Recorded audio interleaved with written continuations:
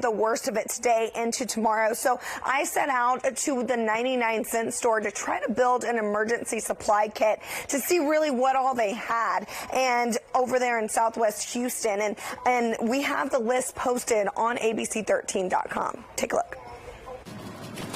First on the list, water. You'll need 1 gallon of water per person per day for at least 3 days in the event you're stranded inside your home.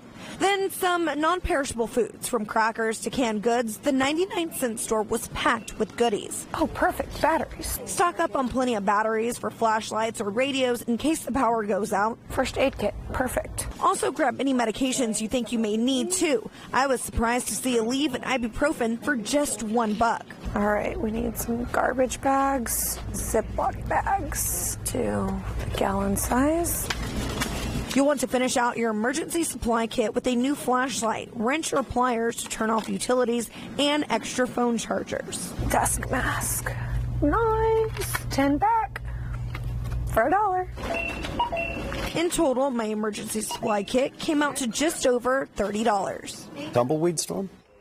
All right, guys, so overall, the 99-cent store had everything on our emergency supply kit list except local maps and a hand-cranked radio. You can also find everything for your pets as well, from food to leashes